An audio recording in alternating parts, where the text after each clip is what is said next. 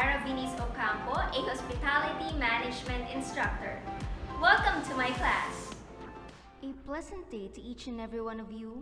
Welcome to our class, Accommodation Operations Management. So for today's lesson video, we are going to talk about alternative accommodation. So in this lesson, we will be enabled to explain the diverse ways in which accommodation can be provided to the tourists outside the formal sector. So let's begin. So the concept of alternative accommodation carries a lot of importance to both the tourists as well as tourism professionals. In the formal sector, accommodation is provided mainly by commercial hotels. So as we all know, even before, ang talagang kilala natin na kind of accommodation is mga hotels.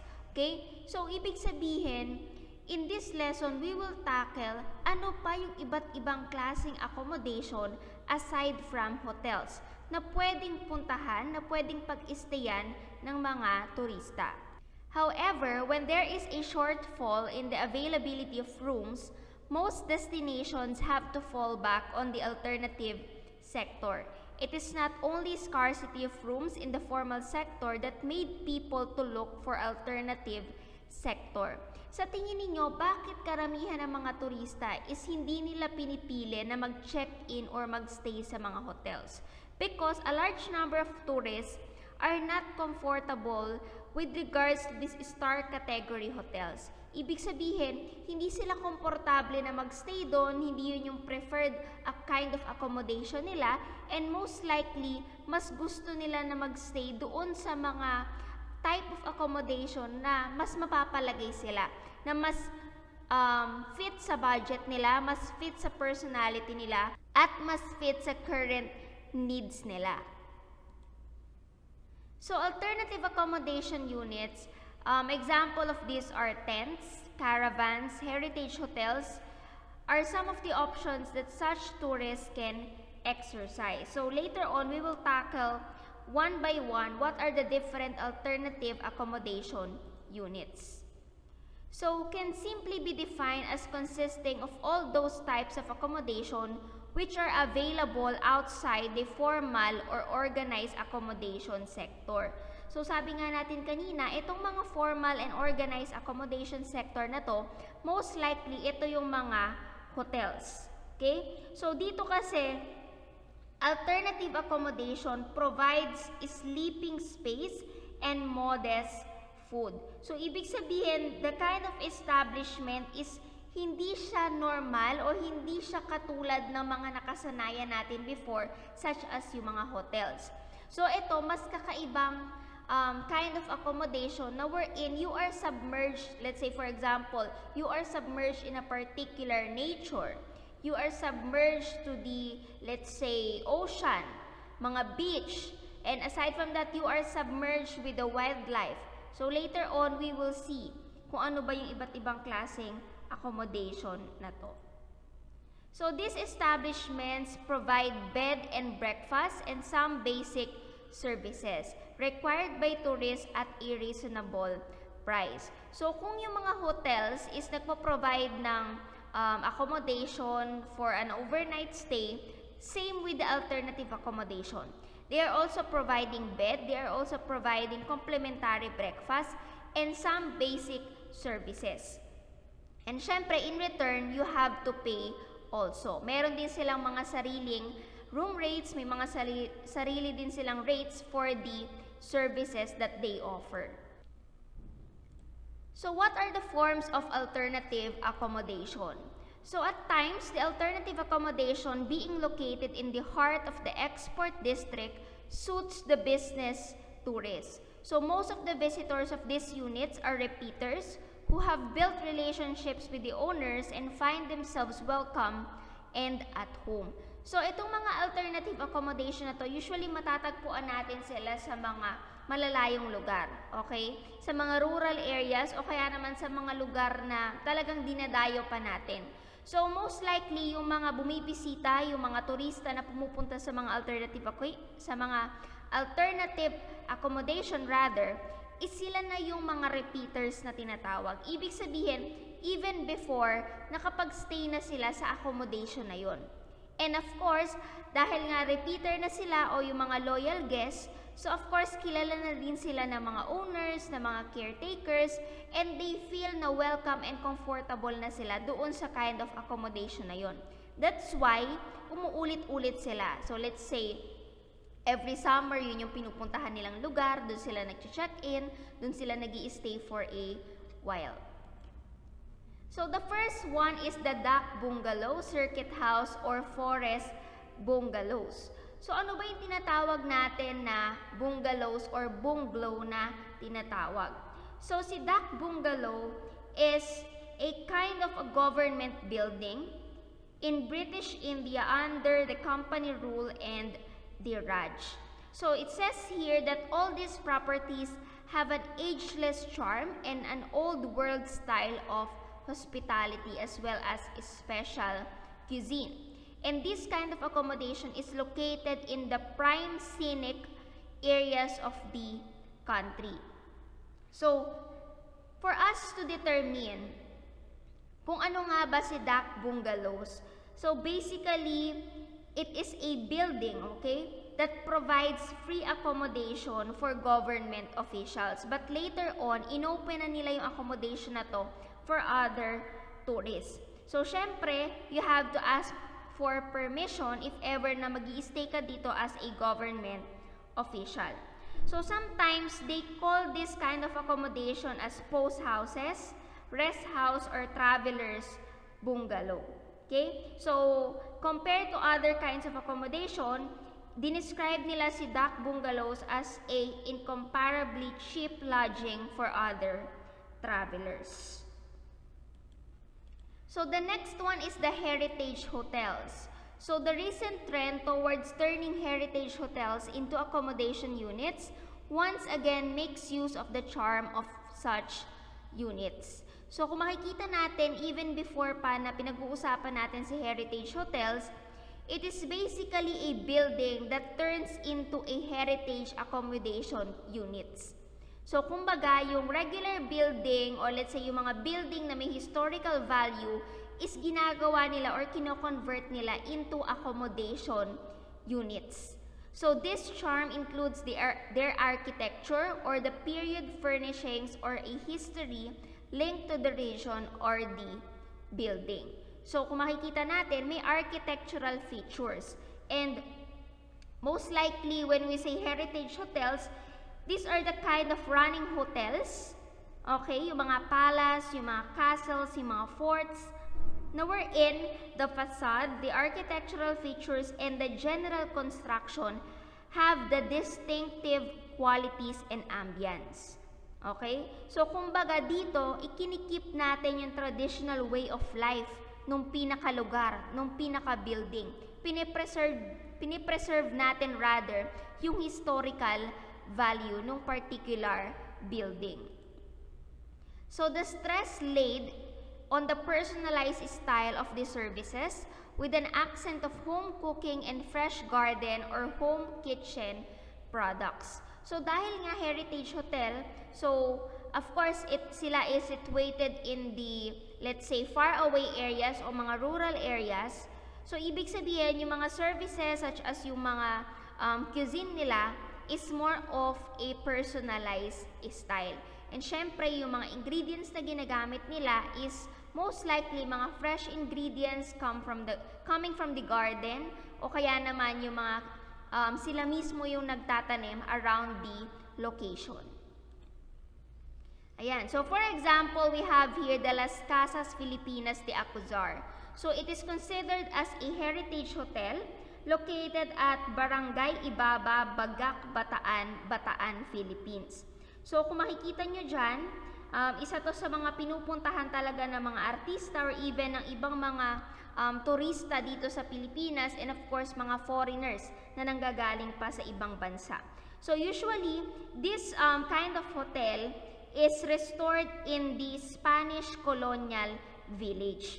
Okay? So Las Casas Philippines de Acuzar is only a 3 to 4 hour drive from Manila. So, kung manggagaling ka ng Manila, you will be able to reach the location within 3 to 4 hours drive. So the property is located next to the beach where guests can enjoy swimming. So malapit din sila sa beach. And they currently have 17 guest rooms. Okay? So meron silang 17 guest rooms, and all guest rooms are decorated in a mixture of Filipino and Spanish styles. So syempre, each villa have their own story. Meron silang mga modern amenities, of course, na ino-offer din sa kanilang mga guests. Next one are the tents.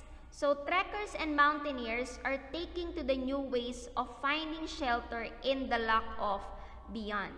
These tents accommodate guests between 2 to 5 people, and example of this are the mess tents, which can accommodate up to 30 persons. So with regards to the tents, they also have kitchen and toilet tents, and the furnishings that can be found in the tents, most likely yung mga ground sheets, mga carry mats, and sleeping bags.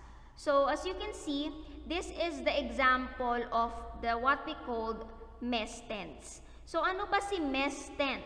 So usually it is a kind of tent used to shelter people eating in a group. So most likely ang mga gumagamit dito is yung mga military people o kaya naman yung mga tao na they are into research or into a medical field and nagtatayo sila ng mga ganitong klaseng tent for them to work. So also known as a chow tents. So sinasabi dito na it is the ideal for group activities. So kung madami kayo na pupunta sa isang lugar, you can simply put up a mess tent and then doon kayo mismo magi-stay for a night, for meal times, kung may mga meetings kayo, or you can use it merely as an accommodation. So now we have here several types of tents. Okay? So it comes with 3 basic designs. We have the dome shape, the Alpine, and the pyramid-shaped tents. So the first example of the types of tents is yung tinatawag natin na dome-shaped tent. So in this kind of tent, one of the most common types around the world. They are made up to 2 flexible poles that cross at the top of the dome and bend to be anchored to the floor on each of the 4 dome corners. So as you can see, sa mga ibang lugar, talagang ito yung mode or kind of accommodation na in-offer nila. So isa siyang tent pero kakaiba yung kanyang shape, which is the dome-shaped tent. So sometimes, people prefer this kind of tent because they have a small porch area, and some decides to have an extra pole to make the porch space bigger. So si dome-shaped tents, meron din siyang mga iba't ibang sizes. Depende, 'di ba? Depende sa preference ng owner. Depende sa preference ng architect kung paanong klaseng dome-shaped tent yung kanyang gagawin. So what are the pros of this kind of tent? Of course, it is inexpensive. Hindi siya ganun kamahal. Compared mo sa pagpapatayo ng mga hotels, mga heritage hotels, it is easy to put up. Okay? And it is easy also to take down. Kung gusto mo na siyang kalasin, kung gusto mo na siyang iligpit. So most likely madali lang. It is lightweight. Okay? And it is good also for accommodation. So kaya lang, ang cons niya is hindi siya stable. Lalong-lalo na kung malakas yung hangin, may bad weather, okay? So hindi siya ganun ka stable. So we also have the pyramid tents. So paano naman si pyramid tent? So these are the most simple tent shape that usually comprise of a single central pole with rainy drape over the top and staked down at the corners and edges of the fly. So yung pyramid, kung makikita natin, triangular shape, okay? So dito, it is very simple to set up also. Modern versions can be very lightweight, very stable in bad weather. So depende sa pagkakatayo ng pinaka-tent. Pero yung cons niya or yung disadvantage is of course, dahil vertical wall siya or they are lacking of vertical walls, so yung storage space natin is limited. Okay? So kung mapapansin niyo sa dome shape, mas malaki yung space.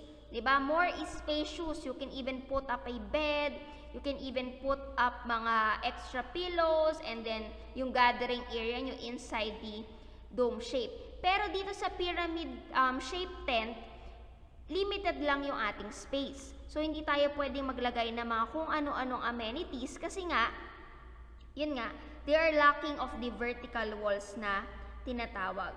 And usually, they don't have a built-in ground sheet. Compare natin kay dome shape. So the next one is the Alpine tent. So si Alpine tent naman is usually ginagamit kapag nagka-camping din. So it provides using a high-quality cotton canvas, and of course, it is waterproof. So it is mostly used in hilly areas sa mga mabubundok na lugar, and usually, as the snow will not settle on the tent and make it damp. So people go for trekking, and usually ginagamit nila yung ganitong klaseng tent to protect them in the rough terrain. Okay? Kasi syempre, di ba, pag nag-hiking tayo, nagte-trekking, so kailangan natin ng mga matitibay na tent. So, ang ginagamit nila is itong Alpine tents. So, those are the 3 types of tents. We have the dome, we have the pyramid, and we have the Alpine. So, next one is yung tinatawag natin na camps o yung mga campgrounds na sinasabi natin. So, it is also considered as one of the alternative accommodation. Camps can also be constructed at special locations which are intensively used during the holiday season using simple linear designs and local construction material. So, syempre, dahil yan is camps, you are going to build tents. Syempre, gagamit kayo ng common toilet and kitchen facilities. When we say common, ibig sabihin, lahat ng mga tao na andun sa particular location, sa particular site, is same lang kayo ng gagamitin. Okay? Kumbaga, sharing toilet and sharing kitchen facilities. So, we have here an example, the Mount Poro Nature Reserve. So, dito, pwede kayong mag-camping. So, ano ba si Mount Poro Nature Reserve? So, it is located in the Antipolo. So, dito, usually talagang marerelax tayo, especially if you are fond of hiking also. You can have an overnight trip where you can camp out and roast marshmallows, sabi nga sa kanilang article. And you can even put up a bonfire. And syempre, it is refreshing also because you are near the nature. So, ayan. So, dahil we are currently in a pandemic, so, syempre, meron din silang mga travel restrictions such as they need to check your temperature, you must submit a health declaration form also bago ka mag-visit. And they also need mga travel pass or medical certificate. So, next one is the mud huts. So, ano naman si mud huts? So, it is an ethnic construction like mud huts are also becoming popular with urban visitors to the countryside. These are low investment openings for local entrepreneurs. Such accommodation units do not generally lavish resources on the guests and are Spartan in character. So, dito naman medyo makaluma. May pagka tribes yung dating nung pinaka-accommodation. So, as you can see in the picture, yan si mud huts. So, usually matatagpuan natin siya sa Africa, sa Kenya, wherein a lot of people are living in this kind of accommodation. And syempre, kung turista ka, gusto mo ring ma-experience yung kakaibang accommodation, so, pwedeng ganitong klase yung i-book mo na lodging. Wherein mud huts, ayan, kung makikita nyo, it is very submerged sa nature, malapit ka sa nature, and yung ibang mga kind of mud huts is malapit din sila sa wildlife. That's why malapit talaga siya or matatagpuan siya sa Africa. So now, we have the alternative accommodation sustainability. So dito, alternative accommodation is seen as being an alternative to the demand of mass tourists. Now, how are we able to basically sustain or to keep this alternative accommodation on track na hindi siya ganun agad masisira, hindi siya agad ganun na magda-downfall kapag may mga economic crisis tayong kinakaharap. So number one is the small scale, locally controlled and developed, ensuring a consciousness of the environment and carrying capacity norms and based on local nature and culture. So sinasabi natin dito na in these 4 units, it must be recognized that such development is based on the needs of the budget and the middle class tourists in its concept, design, and operation. So syempre, kapag tayo is magtatayo ng mga alternative accommodation, if we are going to comply also with sustainable tourism, talagang ang una nating iniisip din is the budget. Diba? Suited ba yung budget mo sa gagawin mo na alternative accommodation? Yan ba is relative sa mga middle class tourists? Yung concept, yung design, yung operation mo ba is suited din sa mga turista? So dito sinasabi natin, as long as this form of accommodation provides the broadest range of possibilities, it will be both economically and socially beneficial. Okay? So, kung magtatayo ka ng ganitong klaseng accommodation and you think that it will benefit your society, it will benefit the community, then you can go for it. So, kung napanood nyo na yung one of the episodes in the Amazing Hotels Life Beyond the Lobby, which is the Manor Hotel, as you can see, diba, makikita nyo that they are practicing sustainability also. So, at the same time, it must be noted that accommodation is a high-risk area and would require a more flexible approach in developing countries where capital is in short supply. So, sabi nga natin, itong mga alternative accommodation na to, most likely is hindi siya located sa cities or sa commercial district. Matatagpuan natin siya sa mga malapit sa bundok, which is yung mga campgrounds. Matatagpuan natin siya sa mga rural areas, diba? Away from the city. So, it is more of a high risk. Lalong-lalo na with regards to logistic, diba? Kapag magdadala ka ng mga supplies, with regards sa operation ng kitchen, supplies, or mga amenities na kailangan sa hotel. So, all of it should be also considered. So, how about the marketing consideration? So, in terms of applying the marketing concepts, a number of aspects should be considered in regard such as the location, product design, service personnel, advertising, and sales. So, of course, sa location, you should select a proper site. Okay? Because that is the one of the important things na dapat natin i-consider. Okay? Mag-isip ka kung saan yung proper location. So, most of the non-star category hotels, particularly the small ones, are located near the railways, bus stops, or taxi stands nearest to the entry points of travelers. So, later on, we will discuss ano naman yung mga supplementary accommodation. So, next one is the product design. Of course, this will include neat and clean rooms with beds. Okay, yung mga furnitures na ipuput up natin. And even if you have a small hotel, usually kailangan din ng improvement with regards to the tangible components. So, yung mga tangible components na yun, it can be a set of television, yung mga curtains, yung mga amenities na ilalagay mo inside the room. Next one is the service personnel. Of course, so small hotels are not professionally trained and the services are provided by whatever they have learned through experience, on-the-spot decisions, or as the owner-managers tell them to do so. So, sa service personnel, sabi nga natin, gusto nating makatulong sa community, we are particularly allowing yung mga tao within the community na mag-apply sa atin. Okay? So, ibig sabihin, we want also to gain employment. Na kung saan, kung magtatayo tayo ng hotel sa particular province na to, gusto nating maging employee is yung mga taong nakatira doon. Okay? Para matulungan din natin sila na mag-earn ng pera. And syempre, dahil tayo is nasa hospitality industry, continuous training should be provided, mga trainings, mga meetings, mga seminars, para nang sa ganun is matutunan ng mga employees natin yung proper customer service. And of course, we also need to hire mga hospitality professionals. So, in that case, dapat balance lang din.